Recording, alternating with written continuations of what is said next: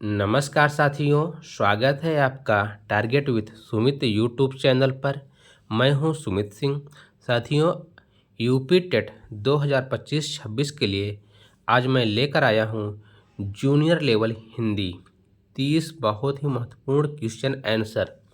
सिर्फ यह junior level के लिए नहीं, प्राइमरी के लिए भी बहुत महत्वपूर्ण है। तो आइए शुरू करते हैं पहले प्रश्न से। वीडियो लास्ट तक देखिए क्योंकि सभी क्वेश्चन बहुत ही महत्वपूर्ण हैं। नीलकंठ शब्द में कौन सा समास है? तो नीलकंठ शब्द में कर्मधारय समास होता है। राम ने खाना का खाया, राम ने खाना खाया, इसमें कौन करता है? तो आपको पता है राम क्या है, करता है। कौन खाना खा रहा है? राम खा रहा है। गाय दूध देती है, इसमें किस प्रकार की क्रिया है? गाय दूध देती है, इसमें क्रिया का प्रकार कौन सा है? तो गाय एक सकर्मक कार्य कर रही है, इसलिए सकर्मक क्रिया है। जल्दी जल्दी किस प्रकार का शब्द है? तो जल्दी जल्दी पुनरुक्त शब्द है। कैसा है? पुनरुक्त शब्द है। सुंदर का विलोम क्या होगा? सुंदर का विलोम कुरूप होता है। नदी शब्द का लिंग क्या है? नदी शब्द क्या है? नदी जो होती है स्त्रीलिंग होती है। राम का घर, इसमें कौन सा कारक है? कर्ता ने कर्म को करण से प्रदान के लिए, तो संबंध कारक। सबसे नीचे क्या है? संबंध कारक। आपको याद होगा ना, कर्ता ने कर्म को करण से संप्रदान के लिए आपदान से अलग होना। जहाँ चाह वहाँ राह किस प्रकार का वाक्य है? यह है लोकोक्ति। क्या है? लोकोक्ति है। मैंने किताब पढ़ी, इसमें पुरुष और वचन क्या है? प्रथम पुरुष एक वचन है। गया शब्द किस लिंग का है? गया, गया क्या है? पुल्लिंग है। प्रश्न संख्या 11 साहित्य संबंधित प्रश्न है। साकेत महाकाव्य के रचयिता कौन है? तो ये है मैथिली शरण गुप्त। गोदान उपन्यास किसने लिखा? तो मुंशी प्रेमचंद्र जी का है। भारतेंद्र हरिश्चंद्र को किस उपाधि से जाना जाता है? आधुनिक हिंदी साहित्य का जनक। सूरदास किस काव्य धारा के कवि थे? तो सूरदास कृष्ण भक्ति धारा के थे। कुरुक्षेत्र महाकाव्य किसकी रचना है? यह रामधारी सिंह दिनकर की। शिक्षण व भाषा शिक्षण से शिक्षा शास्त्र एवं भाषा शिक्षण। भाषा शिक्षण का मुख्य उद्देश्य क्या है? विद्यार्थियों में कौशल विकसित करना। कौन से कौशल? सुनना, बोलना, पढ़ना, लिखना। सुबोपली।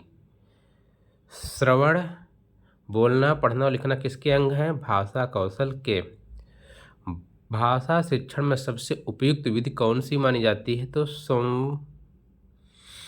संवादात्मक या संप्रेषणात्मक, कम्युनिकेशन। बालक की मातृभाषा का सम्मान क्यों आवश्यक है? क्योंकि मातृभाषा में ही नई भाषा सीखना सरल होता है। पाठ योजना का मुख्य उद्देश्य क्या है? शिक्षण कार्य को व्यवस्थित और लक्ष्य उन्मुख बनाना।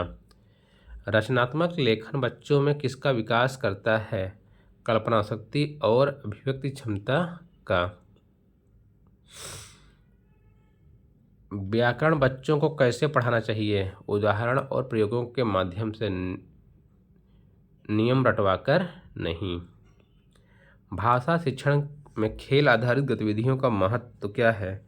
बच्चों की रुचि, सहभागिता और सीखने की गति बढ़ती है। प्रश्न संख्या 24, कक्षा में कविता पाठ का उद्देश्य क्या होना चाहिए?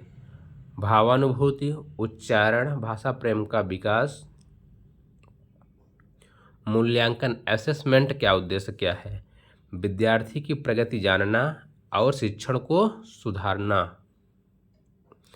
मल्टीमीडिया का प्रयोग हिंदी शिक्षण में क्यों सहायक है? भाषा को रोचक, सरल और व्यवहारिक बनाने के लिए। निबंध लेखन से विद्यार्थियों में कौन सी क्षमता विकसित होती है? विचारों को क्रमबद्ध और सुसंगत ढंग से प्रस्तुत करने की क्षमता। प्रश्न संख्या 28, भाषा शिक्षण में अनुकरण की क्या भूमिका है? बच्चा सुनकर और देखकर बोलना व लिखना सीखता है। प्रश्न संख्या 29, भाषा शिक्षण में कहानी का क्या महत्व है? नैतिक शिक्षा भाषाई ज्ञान और काल्पनिक शक्ति का विकास करती है। कहानी सुनने के बाद बच्चा सोचता है। हिंदी भाषा शिक्षण का सर्वोत्तम सिद्धांत क्या है? बाल केंद्रित और अनुभव आधारित शिक्षण का प्रयोग करना। तो साथियों, ये रहे आपके 30 बहुत ही महत्वपूर्ण प्रश्न जो आपकी परीक्षा की दृष्टि से बहुत उपयोगी होंगे। तो आपको यह वीडियो कैसी लगी ज़रूर बताइएगा। चैनल को सब्सक्राइब कर लीजिए, लाइक कीजिए और अपने दोस्तों के साथ अपने व्हाट्सएप ग्रुप में शेयर कर दीजिए। धन्यवाद। जय हिंद, जय भारत।